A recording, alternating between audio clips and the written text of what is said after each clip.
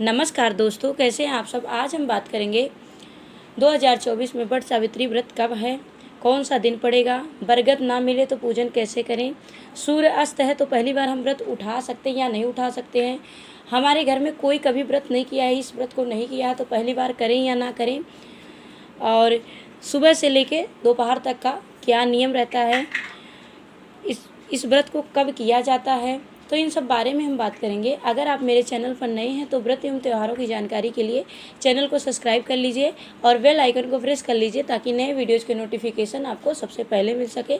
अगर यह जानकारी अच्छी लगे तो शेयर ज़रूर कीजिएगा। तो चलिए हम बात करते हैं वट सावित्री व्रत के बारे में। वट सावित्री व्रत कब किया जाएगा? 2024 में ज्येष्ठ माह के कृष्ण पक्ष के अमावस्या तिथि पर यह व्रत किया जाता है।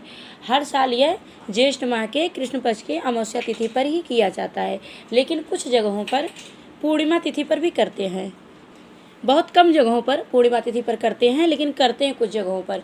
वैसे तो यह अमावस्या तिथि पर ही व्रत किया जाता है। ज्येष्ठ माह के कृष्ण पक्ष के अमावस्या तिथि पर ही यह व्रत किया जाता है, लेकिन अपने अपने घर की मान्यता है। कई जगहों पर ऐसा किया जाता है, तो जिसके घर पे जैसा किया जाता है वैसा करना चाहिए। वैसे नियम के हिसाब से अमावस्या पर ही करना चाहिए। 2024 में वट सावित्री व्रत कब पड़ रहा है यह जान लीजिए। सबसे पहले तो साल 2024 में पड़ रहा है 6 जून को। 6 जून को पड़ रहा है। उस दिन पड़ रहा है गुरुवार, बृहस्पतिवार दिन पड़ रहा है। इस दिन आपको व्रत करना है। और देखिए, इस बार बहुत सारे लोग सोच रहे हैं कि सब लोग सोच रहे हैं कि शुक्र अस्त है तो व्रत उठा सकते हैं या नहीं उठा सकते हैं। तो देखिए, मल मास और अधिक मास देखा जाता है। जब मल मास लगा होता है तब नया व्रत नहीं उठाते हैं, और शुक्र अस्त है तो इसका कोई मान्यता नहीं होता कि हम नया व्रत नहीं उठा सकते हैं। आप कोई भी नया व्रत उठाना चाहें उठा सकते हैं। सूर्य अस्त से इसका कोई वो नहीं है कि नया व्रत हम नहीं कर सकते हैं, नहीं उठा सकते हैं। अगर कहीं कहीं ऐसा होता होगा, हमारे एरिया में तो ऐसा होता नहीं है, हमने सुना भी नहीं है कि शुक्र अस्त है तो फिर ऐसा व्रत नहीं उठा सकते हैं, लेकिन बहुत सारी जगहों पे होगा नियम। तो अगर आपके घर का ऐसा नियम नहीं है कि शुक्र अस्त है नहीं उठा सकते हैं तो मत उठाइएगा। लेकिन ऐसा कोई शास्त्र में नियम नहीं है कि शुक्र अस्त है तो आप नया व्रत नहीं उठा सकते हैं। नया व्रत आप उठा सकते हैं, केवल व्रत नया नहीं उठा सकते हैं जब मलमास लगती है। यह केवल बताएगा, मलमास में नया व्रत नहीं उठा सकते हैं।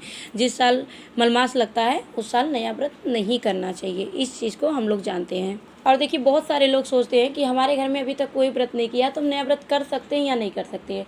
अगर आपके घर में कोई व्रत कभी नहीं किया है तो आप कर सकते हैं, आपको कोई दिक्कत नहीं है। लेकिन बहुत घरों में क्या होता है कि मान हो जाता है, जैसे उस दिन व्रत किए हैं, कोई अनहोनी हो जाती है, कुछ हो जाता है, तो उस दिन क्या होता है वो व्रत मान लेते हैं कि यह व्रत अब नहीं किया जाएगा।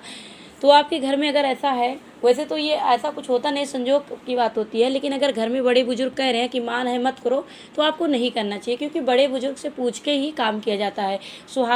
ये सुहाग का व्रत है, तो बड़े बुजुर्ग की इजाज़त उनसे इच्छा लेने के बाद ही कि करना चाहिए नहीं करना चाहिए, पूछ के तभी करना चाहिए। क्योंकि देखिए, सुहाग का व्रत है और अपने मनमानी ज़्यादा नहीं करनी चाहिए। जब मान है तो मान कब छूटता है? जब उसी दिन जैसे मान हो गया, कोई अनहोनी हो गई, मान लिए घर वाले, और अगर उसी दिन कोई बच्चा हो जाता है तो वो मान ख़त्म हो जाता है। और जब तक कुछ होता नहीं है, बच्चा वगैरह ऐसे नहीं होता है, तब तक वो मान ही रहता है। तो अगर आपके घर में मान है तो अपने मन की मत कीजिएगा, बड़े बुजुर्ग से पूछ के ही रखिएगा। और अगर आपके घर में कोई रखा ही नहीं है और आपकी इच्छा है कि मैं वट सावित्री व्रत करूं, तो यह तो हर सुहागन महिला को करनी चाहिए। हर सुहागन महिला को वट सावित्री का व्रत करना चाहिए। और जान लीजिए, अगर आपको बरगद का वृक्ष ना मिले, बहुत सारे लोग सोचते हैं वृक्ष नहीं, अब कैसे पूजन करूं, तो कहीं दूर है तो आप लोग उसकी टहनी ला सकते हैं।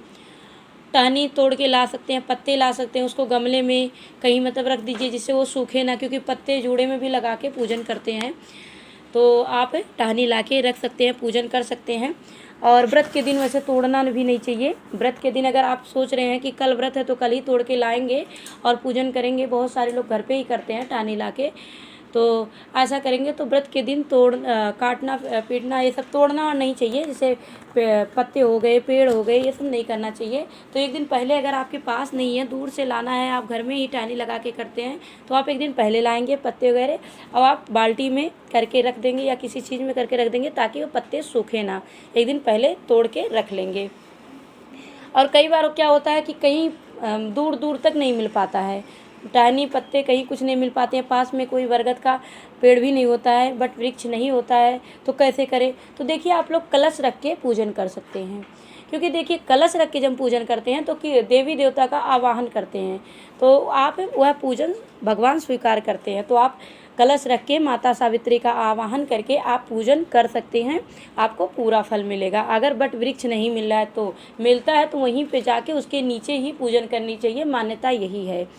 और देखिए अगर आप फेरी कहाँ दें, जैसे आप कलश रख के पूजन कर लिया बट वृक्ष है नहीं तो फेरी कहाँ दें, तो आप तुलसी में भी फेरी लगा सकते हैं। जितनी आपकी क्षमता हो, 11, 51, 108 जितनी क्षमता है, आप तुलसी में भी फेरी लगा सकते हैं। अब पूजने के बाद टहनी क्या करनी है, जैसे बहुत पेड़ पे किए तो सही है, मतलब बट वृक्ष के नीचे ही जाके किए तो बहुत अच्छी बात है। लेकिन अगर टहनी से किए हैं ला के, तो क्या करें, तो उसको ऐसी जगहों पे ना फेंकें कि किसी का पैर पड़े, क्योंकि उसका पूजन किए हैं तो उसको ऐसी अनुचित जगहों पे नहीं फेंकना चाहिए, किसी उचित जगह पे रख देना चाहिए उस टहनी को और पत्ते को। बहुत सारे लोग ये सोच रहे होंगे कि यह व्रत करना है तो जैसे नया व्रत बहुत सारे लोग उठाते हैं, तो नया कोरा कपड़ा ही पहनना है या नहीं पहनना है कोरा कपड़ा, ऐसे ही कपड़े चले जाए, मतलब पहन सकते हैं, चल जाएंगे।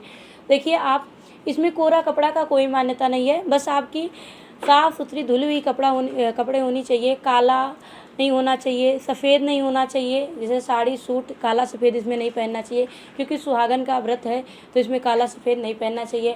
आप सूट साड़ी जो भी आपके पास है, लाल पीला हरा ऐसे सब कलर, आप कोई भी कपड़ा पहन सकते हैं, बस कटी फटी पूजा व्रत में नहीं पहनना चाहता है तो धुली हुई साफ़ सुथरी होनी चाहिए और शुद्ध होनी चाहिए, उसमें कहीं कटी फिटी नहीं होनी चाहिए, इस चीज़ का ध्यान रखना चाहिए। और देखिए और चीज़ें आप भले नहीं ना लें, लेकिन आपको जो शादी का टीका होता है, मांग टीका, उसको ज़रूर लगाना चाहिए अगर है आपके पास पूजन के समय पे। और शादी वाली चुनरी ज़रूर ओढ़नी चाहिए, मांग टीका भी नहीं लगाते हैं तो भी, लेकिन शादी वाली चुनरी आपको उस दिन ज़रूर ओढ़नी चाहिए, है तो बहुत अच्छी बात है। शादी वाली चुनरी ओढ़ के पूजन करनी चाहिए वट सावित्री व्रत जो करते हैं।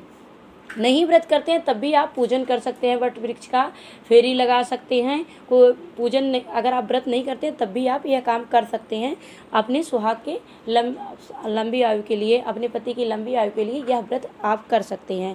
और उस दिन सिंदूरा से ही सिंदूर लगाना चाहिए और मांग भर के ही लगाना चाहिए। देखिए कहीं कहीं नाक से लगाया जाता है, तो जहाँ नाक से लगाया जाता होगा वो नाक से अपना लगाएंगे, लेकिन वैसे मांग भर के ही सिंदूर लगाना चाहिए, क्योंकि माता सीता भी हमेशा मांग भर के ही सिंदूर लगाती थी, माता पार्वती जी हमेशा मांग भर के सिंदूर लगाती थी, तो इसलिए हम लोग को मांग भर के ही सिंदूर लगाना चाहिए, उससे पति की लंबी आयु होती है। बहुत सारे लोग पूजा पाठ करके फेरी लगा के उसके बाद में जल पी लेते हैं। बहुत सारे लोग पूजा करने के बाद फेरी लगाने के बाद भोजन ग्रहण कर लेते हैं शुद्ध सात्विक।